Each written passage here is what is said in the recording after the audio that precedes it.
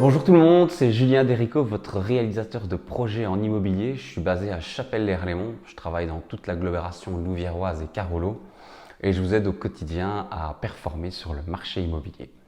Alors aujourd'hui, on voit ensemble, je ne vais pas dire une mise en scène, mais les quelques petites astuces qui peuvent vous permettre de créer, de laisser se créer le coup de cœur en visite. Alors il y a quelques points qu'il ne faut pas négliger et on va en discuter aujourd'hui. Le premier, c'est l'odeur. Pour beaucoup de choses, on fonctionne comme ça, c'est-à-dire que si ça sent bon, c'est agréable, on a envie d'y rester. Alors bien entendu, la propreté du bâtiment, ça me paraît indéniable, mais là on est dans une étape supérieure, c'est que si vous faites cuire un bon gâteau au chocolat, mettez ça dans le four, toute votre maison va sentir bon le gâteau. Et s'il y a bien un truc qui plaît, qui donne envie de rester dans un bâtiment, voilà, le ventre parle. Le deuxième point très important, après l'odorat, finalement, c'est le visu. Alors, bon, presque tout le monde, on est tous pareils, c'est qu'il y a d'ailleurs des études qui ont été faites là-dessus, c'est que la plupart des gens préfèrent un bien très lumineux qu'un bien sombre. Et donc, préférez, s'il vous plaît, la luminosité, ouvrez les volets, tirez les tentures, enlevez les vieux rideaux jaunis, ça me paraît, je ne le conseille même plus, ça me paraît tellement clair et net pour tout un chacun. Mais l'idée, c'est que vous pourrez aussi renforcer la luminosité par des luminaires, sans que ça soit trop agressif. Je ne vous dis pas d'aller taper un truc qui est flash, mais quelque chose de doux, mais qui donne une ambiance et qui fait qu'on s'y sente bien. Alors après, ce que l'on voit et ce que l'on sent, finalement, c'est le son, une ambiance sonore.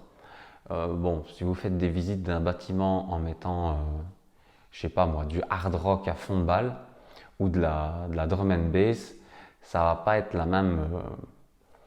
même sentiment que si vous mettez une musique douce de relaxation. Et donc, forcément, la visite va s'en ressentir indéniablement. Donc privilégiez quelque chose d'apaisant, de calme, qui fait qu'on s'y sente bien, encore une fois. Et le quatrième point, donc on n'est plus sur nos sens, en tout cas de prime abord, mais on serait plutôt sur essayer de faire ressortir les points forts de votre bâti. C'est-à-dire, si vous êtes en hiver et qu'il y a une belle cheminée, je préconise toujours, mais le poêle au pellet est identique, c'est de le faire fonctionner. Si vous avez un beau stuve, à mon sens, vous mettez les bûches dedans et en visite, il faut qu'il fonctionne. Pourquoi? Parce que tout le monde va se retrouver là pour finaliser la conversation. Vous allez voir qu'on va se retrouver autour du feu pour discuter la fin de visite. Et ça peut payer. C'est comme si vous êtes en été et que vous avez une piscine, mais qui n'est pas, qui est avec le volet fermé. C'est une grosse erreur. Les points forts que l'on a, on doit les mettre en avant. Donc si on est en plein printemps ou été avec une maison avec piscine, ou ne serait-ce qu'un plan d'eau avec une petite cascade, faites fonctionner cette cascade.